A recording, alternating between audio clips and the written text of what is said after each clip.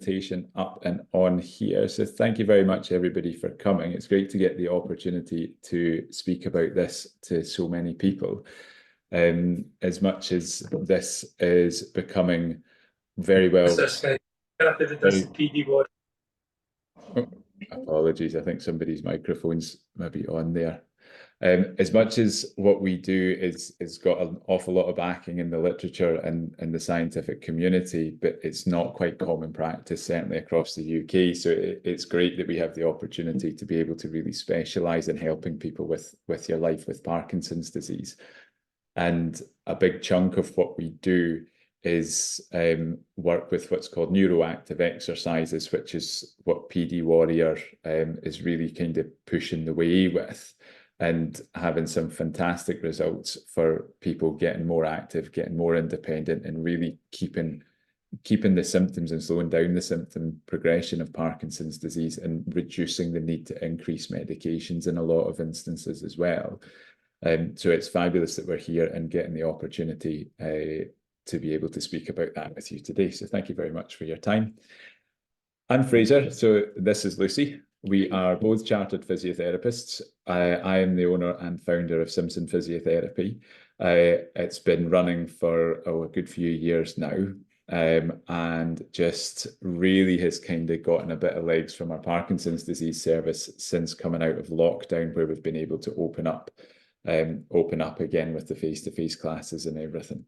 And it's just great to see the results that we can actually help people with and help people achieve just by us being involved in their lives and doing the things and giving people the support and the tools that they actually need to live a successful life with Parkinson's disease.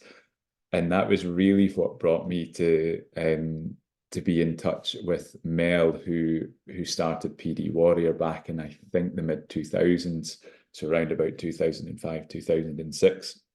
And Mel's work has really just kind of revolutionised how we work with people with Parkinson's disease and how we're able to support people with Parkinson's disease. It's been absolutely fantastic to become part of her PD Warrior community as well and be a PD Warrior licensed practice. And Mel's vision, and the vision that we all share for helping people with Parkinson's disease, is to change the lives of those living with Parkinson's one repetition at a time. So if anybody knows anything about neuro-active exercises, you know it's really quite intense. It's hard work. It keeps you active, keeps you really thinking nice and hard. And the vision of PD Warrior really fitted incredibly well with my practice as well, because we are really about putting people and you at the centre of what it is that we do and providing the services and the support that you need to have a much better quality of life with Parkinson's disease.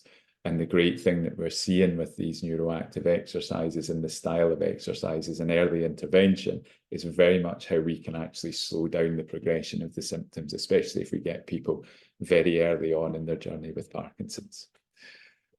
So PD Warrior and what we do is very much putting you at the centre of everything. So it's not a case of taking a cookie cutter approach and do this exercise, and everything will be hunky-dory. We have to really figure out where you are in your journey with Parkinson's disease so far. What's important to you in your life, what works, what is it that you want to be doing, what challenges are you facing, and what you want to be able to do to overcome those challenges. And then it's about building back from, right, this is where you are right now. Okay, how do we support that? What is it that we need to be doing to help you get more active, to support you to be as independent as you can, and to keep as active as we want people to be, so that we know that we can see that slowing down in symptom progression. And in the slide here, you'll see it's kind of a bit of a jigsaw here, where we've got the neuroactive exercise part, we've got the supporting good behaviour changes part as well. Many people, and this isn't just in the Parkinson's disease community, we're so used to being active, going out for a walk, going for a swim, that sort of thing, that we kind of don't really appreciate the difference between that kind of exercise and being much more neuroactive. And so we're trying to support good habits and good behaviors to become more neuroactive, that then supports you to do the swimming, the walking, the getting out with family and friends. A big part of it as well is education and empowerment. So we've got to give you the tools to be successful, the way to think about different challenges that you face, and give you the tools to be able to support you to overcome those challenges. With the best will in the world, we can't do the hard work. We're here to support you to do the hard work and make it as easy as possible for you to do the hard work. And it's also, you'll know yourselves if you're part of this group and part of Parkinson's UK, and I'm sure many of you are part of local Parkinson's support groups. Having a really supportive community around and about you makes a huge difference. A lot of our clients say it's a funny one, because they've obviously got friends who don't have Parkinson's disease, and the friends who don't have Parkinson's disease, it's very difficult for them to understand where that person is at that point in time, if they're coming for an on period, an off period, or the challenges that they've got when they're going out. And they've got to be very set with certain times. You can't eat at this time because you're taking your medications here. And so it's very helpful to have people who know that, and you don't have to keep explaining these kind of things too. And you also learn from other people. I learn more from our clients, and Lucy learns more from our clients than we can read in a textbook, you know, or a training course. We find out way more ways of helping people and doing things differently just by being around people who are going through it and figuring out things together. Okay, so why is it important? Lucy's going to go into this in the next few slides and speak a little bit more about neuroplasticity and the differences between neuroactive exercises and your more normal day-to-day exercises. And we'll go through a wee bit more about that over the next few slides. Thanks, Fraser. Hi everybody, I'm Lucy. So we've thrown around the term neuroactive a lot, and some of you will probably be wondering what on earth we're talking about. So neuroactive exercise isn't just your standard exercise, it's using neuroplasticity, which neuroplasticity has been around in neuro rehab for a long time. It's particularly used in, say, stroke rehab to kind of form new connections and strengthen certain movements, and your brain gets more used to it. But it's only more recently that Mel, who founded PD Warrior, thought, why aren't we using this for Parkinson's disease? It makes so much sense to use it for Parkinson's. So that's essentially how PD Warrior came about. And since then, they've been kind of looking into the literature for the neuroactive exercise, which is really high intensity, really hard work, a lot of repetition. We're under no pretenses that it's easy. We do the classes ourselves and I am sweating by the end of it. But it's really intense, getting you doing big movements, really driving that neuroplasticity. There's 10 core exercises that PD Warrior have come up with, and they're brilliant. They tend to be what we kind of focus the classes around. And they tend to target certain movements that Parkinson's can kind of inhibit or make you struggle with. So there's a lot of kind of rotations involved to get your trunk moving. There's a lot of big movements, getting you working right to the end of your range of movement, and really working your hands and just generally giving your full body a good workout. I think in that case as well is what we're doing is getting your brain to work out too. Yeah. Because when I was speaking a wee bit earlier about how when you have Parkinson's disease, because of that paucity of movement, you have smaller movements, or you maybe have very tremor dominant Parkinson's disease where the movements are a bit jangled and a bit cluttered in your brain. So by encouraging you to use those movements and exercise in very specific ways, we actually give the brain a good workout. And you'll have heard the old saying, if you don't use it, you lose it. It's just a lot easier to lose it when you have Parkinson's disease. So by doing some really good, strong, big movements, overcoming that handbrake of Parkinson's disease, and then getting the brain a good workout so that it knows where those movements are, so that you're much better able to access them, to be able to use them. Mm-hmm. So that's where the neuroactive exercises really come into play there. Yeah, and a lot of the time during the classes as well, we're going around helping people to create the bigger movements and to actually feel those for themselves, so they get that feedback and then they can apply it to themselves better in the future as well. So that's your neuro-active exercises. On the flip side of that, we've got neurodegenerative, which, as Fraser was just saying there, is your kind of use it or lose it. So neurodegenerative is somebody who might be quite sedentary, not really exercising, just kind of, they might have Parkinson's and they're just kind of letting Parkinson's do its thing, and not really working against it to combat the changes that that's bringing about. And then somewhere in between the two, we have neuropassive.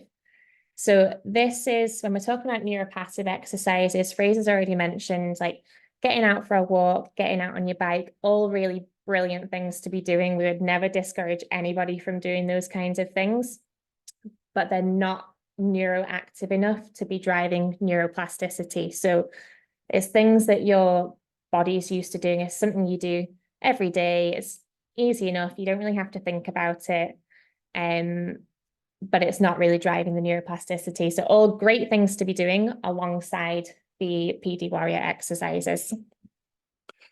Yeah, and it's just that we hear this is quite a common thing. Well, I do lots of walking, or I go swimming, and I go cycling, all that, those kind of activities, great fun activities to do, but they're not the right kind of activities to promote that neuroplastic change and really keep that brain working out as much as it needs to when you have the challenge of Parkinson's disease.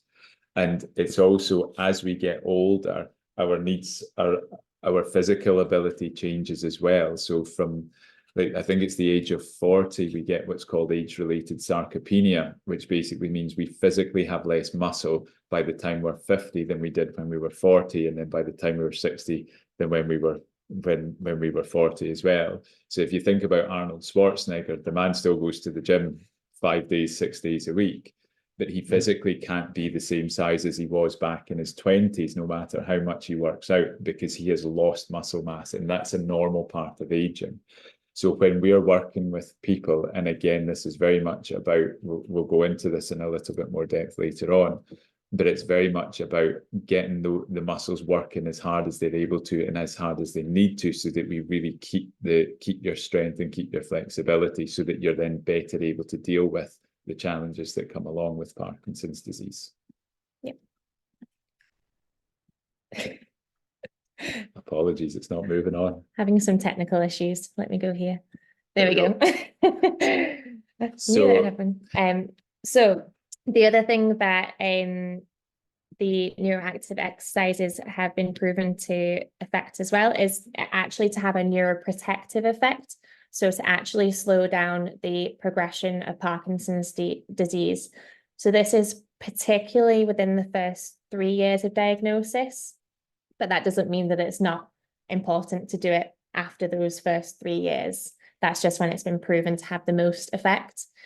So this was a study that was done in 2015. They took, I think it was maybe 100 newly diagnosed people with Parkinson's. They were all on the same dose of levodopa, and they were all just taking levodopa at the start of the trial. So the trial was for 24 months. And as you can see in this graph on the left, this is showing the people who were in monotherapy, so still just on levodopa rather than introducing a new drug by the end of the 24 months. So this is the line for the people that were doing the exercises, and 75% of them were still only taking just levodopa by the end of the 24 months. And this is the control group. And I think it's 20%. Yeah, 20% of them were still just on the one drug. So 80% had to have a new drug introduced because their symptoms weren't being managed with just the levodopa. The graph on the right shows the dosage of levodopa that they were taking. So again, quite significant results with the control group compared to the trial group. So the trial group by the end were on a much lower dose than the control group. So that's over 24 months. So that's proving like the kind of neuroprotective effect that the exercises are having. I think it's is it GDNF that increases the GDNF? Yeah, increases the kind of protective element in the brain. So that's Frazita, is that et al? Frazita et al. 2015. If anybody wants to look that one up. Yeah. So what this I presume it's Seychelles, or it could be Seychelles et al. In 2018. Again, this is all research that's been done off the back of finding out more and more about how important the type of exercise you do with Parkinson's disease matters. It's not just doing exercise. And what they were finding was with habitual exercisers. So again, looking at people who, if my memory serves me, sorry, I can't remember if this was newly diagnosed people with Parkinson's disease, or if this was people with Parkinson's disease for a wee while at this point. But we all know that Parkinson's disease, because it affects your dopamine production, you lose the dopaminergic cells in your brain. And so what that means is that you can be a bit more prone to apathy and low mood and depression. And the research has been around for quite a long time, excuse me, about how exercise boosts mood. What we found, and what this study really nicely showed, that was when people get into habitually good exercise habits and routines for Parkinson's disease, what we found was that the habitual exercisers had quite considerably less apathy scores. Okay. And what they also found was that when measured on the Beck Depression scale as well, what they found was there was significantly less people finding that they were measuring on this Beck's Depression score. But this was only in the people who were habitual exercisers. And this is going back to the start, if you go back to the jigsaw in the top right, it's supporting that good behavior change. So the more proactive you can be about exercising and doing the right kind of exercise for you, these studies are really nicely showing that it actually can really help improve the apathy that can come with Parkinson's disease, that I'm sure many people are very familiar with. It gives you purpose as well, because you know that you're going to do something proactive for you that day. And then it also helps improve people's mood as well, which again makes people more likely to exercise. It's not just that good, the habitual exercise part of this as well. This is more than likely the combination of everything, where you're feeling more positive about yourself because you're working hard. So because you're working hard for your level, you know that you're being positive and proactive. You're round about like-minded people because you're part of a supportive exercising community as well. And then we know that by improving neuroplastic changes and encouraging the brain to work hard, because our brains are very much like everything else. If you don't use it, you lose it. So our brain gets very lazy if we don't use it properly. And by getting your exercise, your respiratory rate up, getting your heart rate up, you improve cerebral blood flow, which again helps waken up your brain. So you'll start to feel a bit better anyway, just by exercising. And then by making it neuroactive exercises, it then really helps improve people with Parkinson's disease. So on to the next slide here. So this is really the 7 core principles that we try and bring. So I'm just going to move that over out of the way so that I can case it. Go. So the 7 core principles of exercising with Parkinson's disease, and it's not really exercising. Like, we do so much more than the exercises, and I think that can get a little bit lost sometimes with Mel as well. She's amazing, and she forgets about all the other things that she does rather than purely the neuroactive exercises. But speaking about the neuroactive exercises, particularly here, is they've got to be very specific. So I've probably laboured that point quite a lot at the moment. They have to be very specific kinds of exercises and types of exercises. We need to see high effort. Now, this isn't like strapping on a headband and doing your Mr. Motivator kind of high effort, you know, although a couple of people have threatened to come along to the classes in spandex. We should get headbands. But with the high effort, it's at a high enough level for you. It's not for the person that's standing next to you or the person that's up at the front of the class. We have to get that exercise at the right level for you, for where you are, for where you're at with your journey with Parkinson's disease, and for the challenges that you're having. So again, going back to specificity there, we'll pick, generally speaking, things that will work more for the goals that you want to achieve. Frequency is important. Okay, so what they found with the 10-week challenge with Parkinson's disease, so we'll speak a wee bit about this more towards the end, is that people who get into a really good habit of doing these kind of exercises for roughly 15 to 20 minutes every day tend to have significantly better results from the scores that you were seeing earlier on. So the more that we can support you to get into really good exercise habits, the better it is for your life with Parkinson's disease. We look at power as well. Okay, so I remember somebody years ago describing their life with Parkinson's disease a bit like driving a car with a handbrake stuck on. So they were what we would call your very kind of typical Parkinson's disease that we would classify as bradykinesic, is that handbrake, because that the dopamine producing cells in your substantia nigra, they essentially take the handbrake off movement in the same way that you can think about moving, but you don't actually move. That has to give a signal to the movement. The substantia nigra is very important in giving that signal, to allow that signal to pass from your brain and from it being a thought in your head down to your spinal cord and actually being a movement. When you've got a limited number of these cells available, quite often that handbrake is really just stuck on. So we focus an awful lot on power in the movements. So what happens is, instead of, for example, your movement being from here to here, but your brain thinks that's normal because it spent your whole life without Parkinson's disease. So your brain says, well, this is what I usually do to get my hand to open here. So what we've got to work on is recalibrating your brain to think about, actually, for me to open my hand from here, it's got to be here.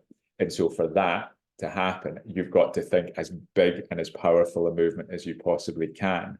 So a big chunk of this is helping you to get much more in tune with what this needs to do to get your body to actually do what you want it to. In the same way as I go to the driving range with golf, I like to pretend I'm a fabulous golfer, and up here I'm swinging like Tiger Woods.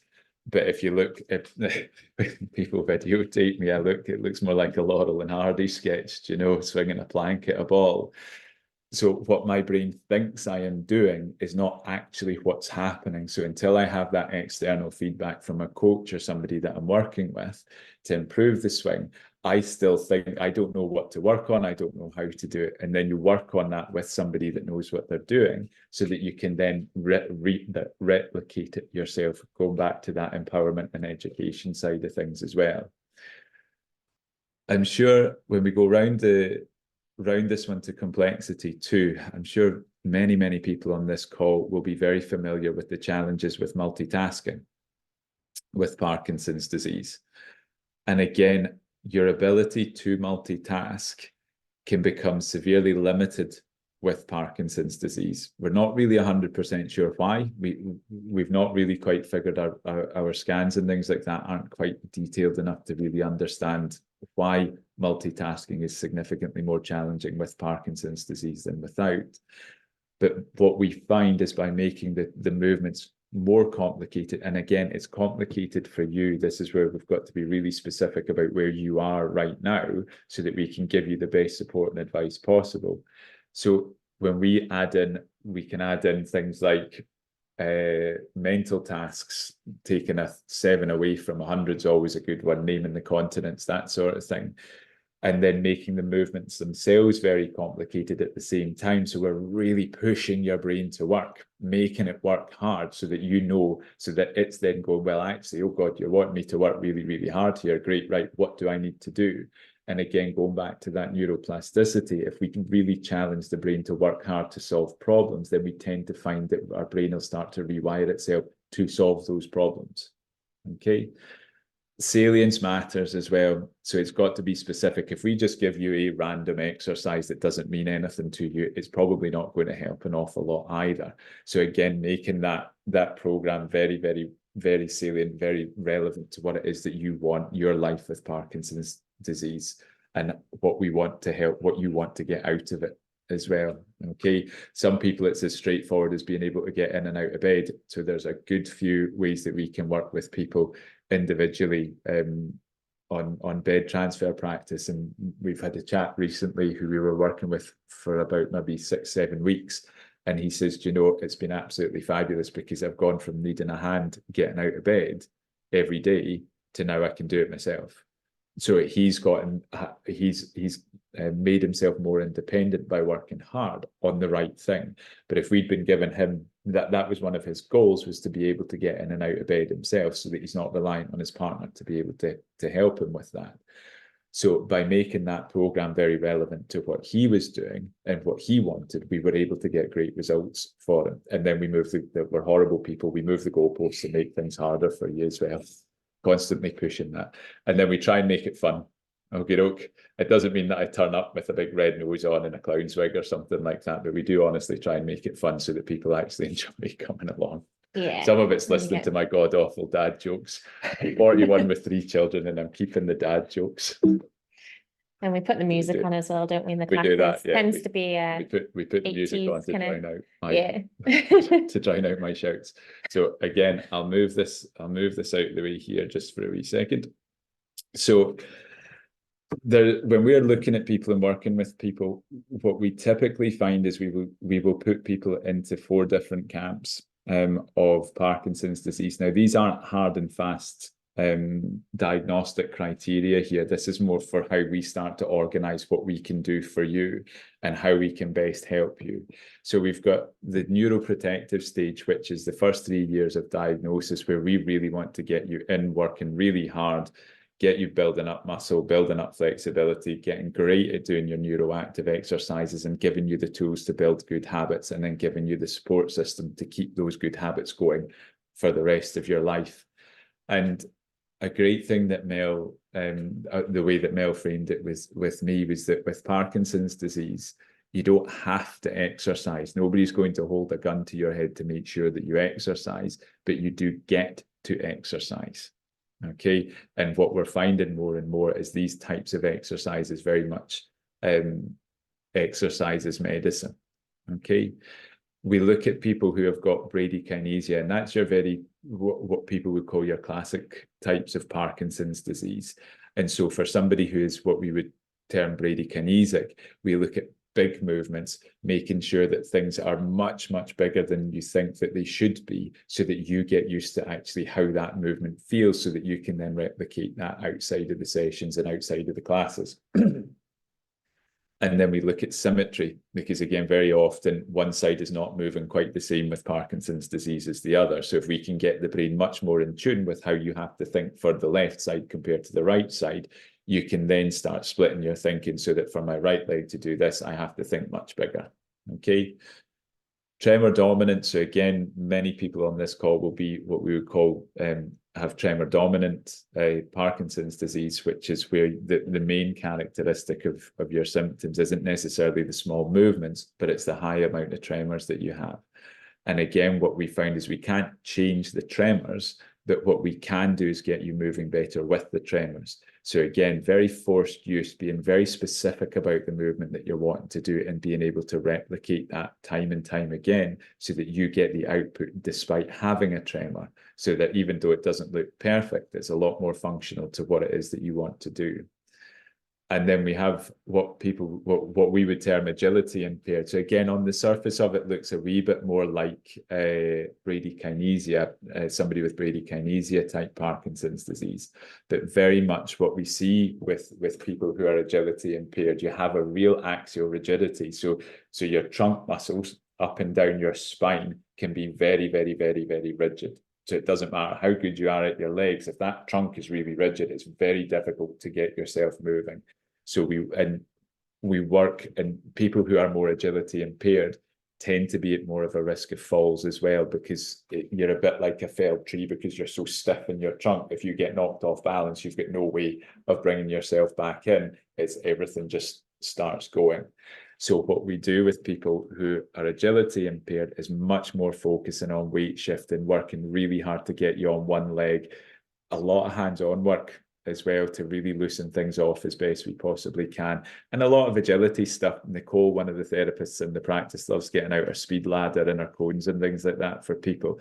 And again, really working nice and hard at the exercises that will make a difference to you, alongside some of the more of what Lucy was touching on earlier was the 10 core exercises, which is a wee bit of a cover-all and a great set of exercises that kind of catches an awful lot of challenges with Parkinson's. How do I go down here? There we go. There we go. So as Fraser was saying, in the 7 principles of PD warrior, specificity is one of those. And this study here was looking more at specificity in terms of balance training. So they took the trial group did a 10-week Parkinson's specific balance program. They got people working really hard with the balance. So with anybody, when you're working on the balance, you have to challenge the balance to then be able to improve it for your body to make the responses that you're looking for, like the corrective measures. So they got people working really hard and push them to their stability limits, put them on different surfaces. We like to use kind of foam pads to challenge your balance that way. Did some kind of agility work, corrective stepping, things like that. But they also brought in some dual tasking training, which, as Fraser was saying, a lot of you might have found that quite difficult with Parkinson's. I think quite a lot of the time, the reason for it is because you're having to focus so much more on what you're doing, because it's not as automatic as it used to be, that when something else comes into the mix, it kind of throws you off a little bit. So like Fraser was saying, we do a lot of dual tasking training with our clients, get a bit silly sometimes with it. Had people shouting out fruit and vegetables and things like that in the class the other day. I think everyone thought I'd gone a bit bonkers, but we try and make it fun whilst we're doing it. So basically, so yeah, this study was very Parkinson specific, and after the 10 weeks, so I'll talk you through from the left. So this is the mini best, which is a really good outcome measure that we use for people. So it's a scoring system, and the higher you score on it, the better your balance is. So you can see in the training group from the start to the finish that there were quite significant increases in their scores. The control group also improved, which is great. They basically told the control group to just go about their usual activities. So they weren't stopped from exercising in any way. So they might have still been doing a few bits. But the people doing the more intensive balance training program had more significant improvements. Same with the walking speed as well. So there's your control group, sorry, and there's your trial group. So nice improvements there. And steps per day. So the trial group became more active, slightly more active, whereas the control group actually dipped with their steps per day. So yeah, so I think that was a 10-week high balance program, and that's a Swedish program that was developed. So it's HI balance program. So as well as our neuro-active exercises, we also, that's not the be all and end all that we look at, because everybody's different. Already when people are diagnosed, they're usually 30% less active than kind of the general population of their age group.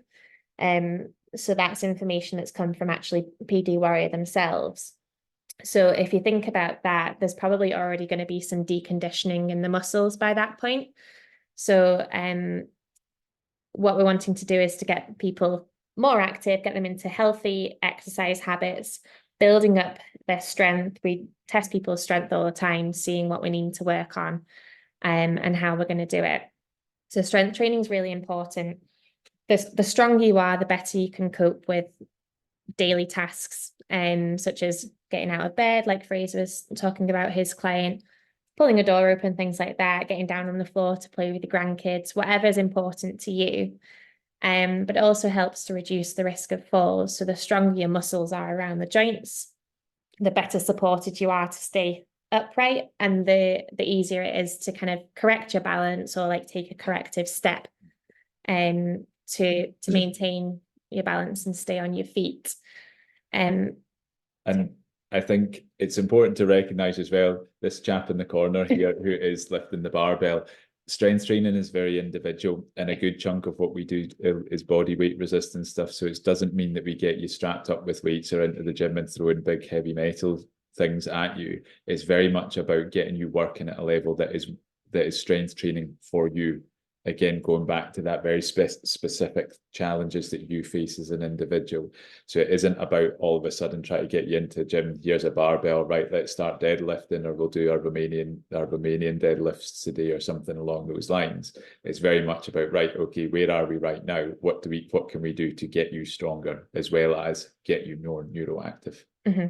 Yeah, and the nice thing as well, with the with the strength training is that we then see really nice improvements with people when we go to do the neuro-active exercises.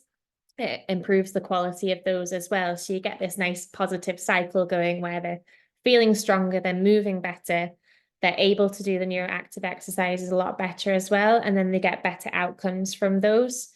So everything kind of ties in. It's just that we look at all of these things when we're assessing people and reviewing people as well. I think somebody tried to say, so it's just a few exercises that you give to people the other day. I was like, that, I don't know if you're winding me up or not. The other big one is flexibility. So I'm sure many of you will be aware that stiffness is a big thing with Parkinson's, or rigidity.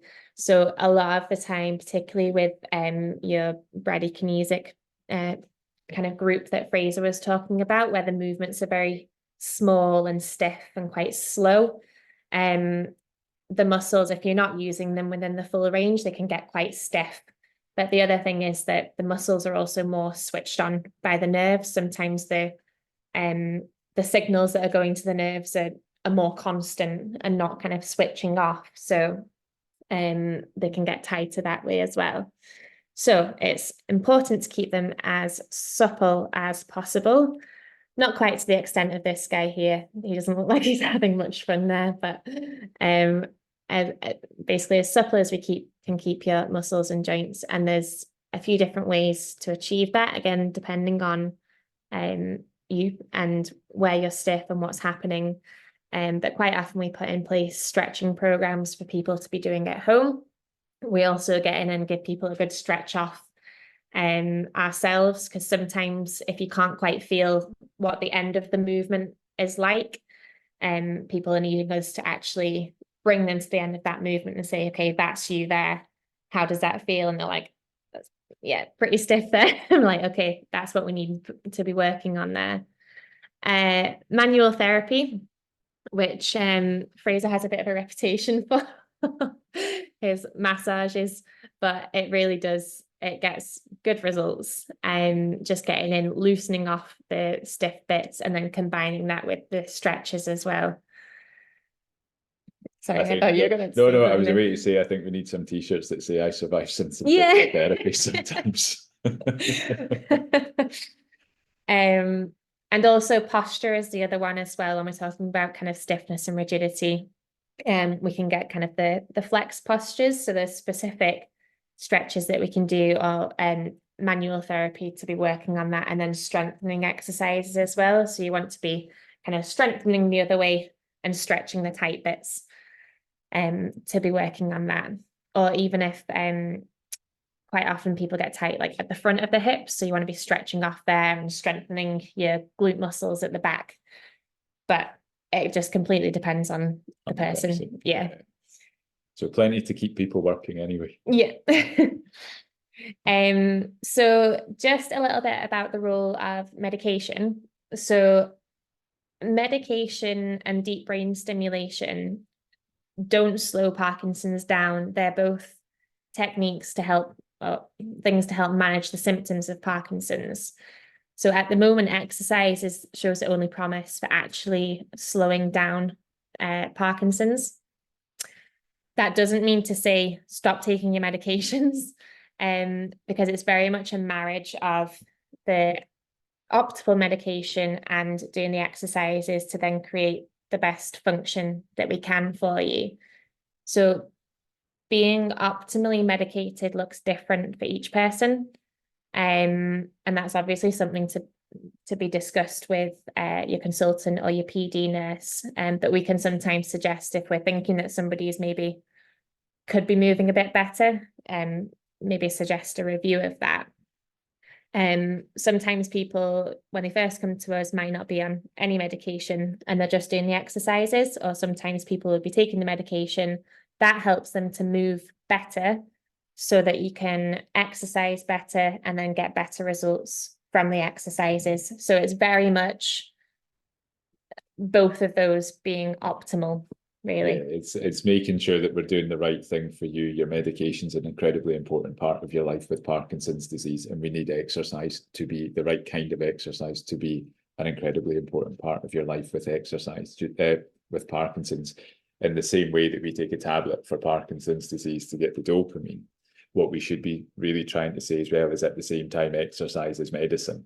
And so for Parkinson's disease, and what we need to say here is, with shows the only promise for slowing down Parkinson's. Okay, we don't know why. We can't say for certain whether there's actually a reduction, a slowing down in the loss of dopamine producing neurons, or if it's that the brain gets significantly better at rewiring itself to deal better with the challenges that Parkinson's disease brings. We genuinely don't know that at the moment. And it might be that it's a wee bit of a combination of both, but that at the moment we don't really know why. We just know that it works, and which is great. So that research, I'm sure, will come at some point in the future. We're getting near the end. Sorry, I am really aware of how long we've been blethering for, so I really do apologise. We'll quickly run through this.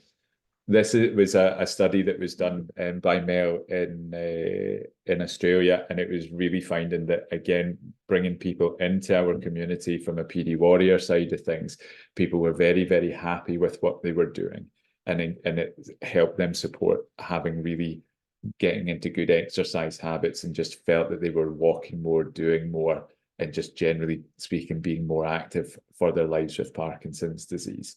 And again, one of the biggies as well is in the bottom left there, was what they found was people that had started working with Mel in the PD warrior practice in Australia, was that once they'd been through that, then it helped them promote them to be more physically active. So they went out, had the tools and skills, and then knew that they could actually be more active with Parkinson's disease. Because again, I think sometimes in this, I don't know if this is maybe just this country, but we can be quite almost kill people with kindness a little bit. Is that we tend to take things away from people. Oh, don't worry, sit down, don't do that, don't do this. It's okay, I'll go and get that. And so with best intentions, we can actually make people progress in their symptoms simply by debilitating them, by saying, don't worry, I'll get that, when actually the challenge is actually really, really important to keep people active and keep people moving. So it's about giving people the tools to support them to be independent and be active and do the things that they want to be able to do, rather than taking things away from them and saying, don't do this, don't do that, sit down there, don't move, because that's as debilitating by forcing people to be dependent. Mm-hmm. So we want people to be active in a safe way, obviously, you know. And that kind of brings us into one of the core principles of PD warrior. Now, I need to stress this isn't for everybody at the time that they come to see us. We speak to people about this because as part of being a PD warrior licensed practice, we get access to their 10-week challenge, which is included in our license. So anybody that works with us gets automatic free 3-month access to the 10-week challenge. And what this does is it really helps promote really good habits and behaviours with people. There's educational videos in here as well, giving you daily prompts to do your exercises for that day, walkthroughs, that sort of thing. But it depends where you are. It works really, really well for people who are very early and very early in their diagnosis with Parkinson's disease, because they might not necessarily have the same other health issues or physical issues that come with having Parkinson's disease, and generally speaking, getting a wee bit older at that point. Okie doke. So quite often before people are fit enough to go into the 10-week challenge, we have to work with people. And then we also work with people in our classes, and we support people that way as well. So we're finding that the combination of getting people in, working, building it up, and doing the 10-week challenge online, whilst coming to the classes and also the one-to-ones and things as well, works really, really well. So again, just in summary, very individualized assessments and treatment strategies. It's really, I can't emphasize this enough, it is not a cookie cutter approach, unfortunately. There are broad similarities, but your goals are not going to be the same as the lady or gentleman sitting next to you, etc., etc. So we need to know where you are, what you're wanting to achieve before we can actually start thinking about helping. And the great thing is that we know that we can slow down the deterioration and reduce the risk of falls. It doesn't mean that that you won't deteriorate with Parkinson's disease and there isn't risks of falls, but it does mean that you're significantly less likely to have those kind of challenges, but you can also deal with them, any of those issues, a bit more proactively as well. Working with a team, one of the big reasons that seeing therapists like us regularly is we won't necessarily have the answers to you, but we know who to ask.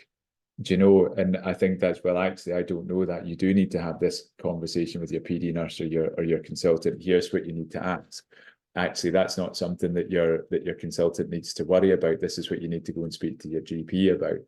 And it's also when you've got aches, pains, muscle challenges, anything like that, prevention is far, far better than cure. So if you get somebody to come in and fix it with 3-4 sessions, you can fix it really early and get you exercising again. So you've got less downtime from any injuries and just stuff that happens with life. Do you know? I hurt my neck a few weeks ago and was feeling very sorry for myself. I had to take a few days off work because of it. And those kind of things happen to the best of us. Obviously me, but sorry. And it's about building confidence and giving you a community of like-minded people who are there to support each other as well. With the best will in the world, we can't do everything, but we have a fabulous community of people who are really supporting each other with it. The other thing as well is, again, one of the things that we forget quite a lot is actually some people need help from somebody to do the exercises with them. It's not a case of here's an exercise program and go away and do it yourself. It's you might need somebody to help you put the weights on, to actually give you the time and the headspace to do the exercises and know that you're doing the right thing for you. And it's where having the right therapy team is essential in working and living in the right, just in the way that you have great coaching teams behind every single great football team and everything. Doesn't mean that an individual coach will know everything, but they'll know their part really, really well and know who to talk to for the other things too. Okay. And again, we love this one, Live Brave. It is challenging living with Parkinson's disease, and we want to help ease that as much as we can, but you do have to be hell of a brave